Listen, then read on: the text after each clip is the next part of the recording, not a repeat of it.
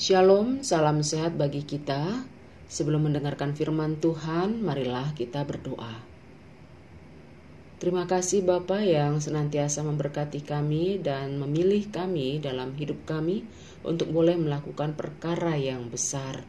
Oleh sebab itu kami mau ditopang oleh firman-Mu. Berfirmanlah Engkau, kami telah siap mendengarkan. Dalam Yesus kami berdoa. Amin. Saudara-saudari yang dikasihi Yesus Kristus, firman Tuhan menyapa kita pada kitab Efesus pasal 1 ayat 11. Aku katakan di dalam Kristus, karena di dalam Dialah kami mendapat bagian yang dijanjikan.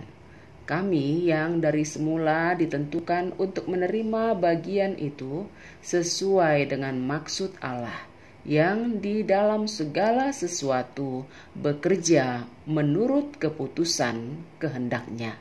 Demikian firman Tuhan. Saudara-saudari yang dikasihi Yesus Kristus, Mario Teguh, seorang motivator, mengatakan, orang bodoh dikalahkan oleh orang pandai. Orang pandai dikalahkan oleh orang cerdik. Orang cerdik dikalahkan oleh orang licik.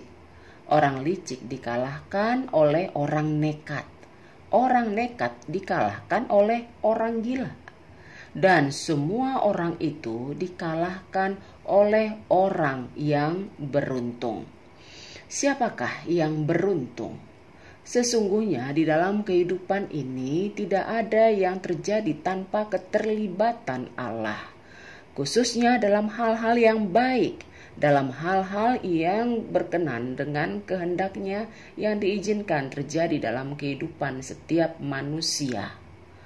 Kalau kita merasakan kehidupan kita itu menjadi sesuatu yang luar biasa, maka kita jangan pernah lupa bahwa Tuhan sudah memilih kita supaya kita menjadi orang yang mempunyai kelebihan, yang beruntung dibanding oleh orang-orang lainnya. Pada bagian ini Paulus menekankan betapa luar biasanya pemilihan Allah, di mana Allah memilih kita dan juga orang-orang yang dipakai Allah untuk menyatakan kebesaran kuasa Allah. Oleh sebab itu, sepintar apapun manusia, secerdik apapun manusia, senekat apapun manusia, bila Tuhan tidak mengizinkan dia menjadi orang yang terpilih, orang yang memperoleh keberuntungan, maka semua itu tidak akan pernah terjadi. Bila kita perhatikan juga, begitu banyak kekhususan yang Tuhan berikan di atas muka bumi ini kepada manusia, masing-masing mempunyai bentuk, masing-masing mempunyai kelebihan dalam diri pribadi masing-masing manusia. Maka jangan kita lupa, dalam semuanya itu adalah orang-orang yang telah Tuhan pilih supaya mereka juga mempunyai kekhususan dalam melakukan hal yang baik. Persoalannya, apakah manusia itu menghargai pemilihan Allah atau tidak? Apakah dia mau memanfaatkan pemilihan yang Tuhan berikan secara khusus kepada dirinya atau tidak? Kalau orang yang menghargai pemilihan yang Tuhan berikan terhadap dirinya, maka dia akan mengelola kekhususan yang dimilikinya itu menjadi lebih luar biasa lagi, sehingga dia akan menjadi orang yang mampu menjadi berkat kepada orang lain. Tapi kalau dia tidak mengelola kelebihan yang dimilikinya itu secara benar, maka dia akan bisa menjadi beban bagi manusia di sekitarnya. Oleh sebab itu tetaplah optimis. Kalaupun kita merasa kita memiliki kekurangan, kalaupun kita merasa tidak sesempurna orang lain, yakinlah Tuhan juga sudah memilih kita menjadi lebih luar biasa apabila kita taat kepada Tuhan dan yakin atas rancangannya, serta tekun dalam menjalani perjuangan yang berat di atas muka bumi ini. Tetaplah setia kepada Tuhan dan hargai kekhususan yang Tuhan berikan kepada kita.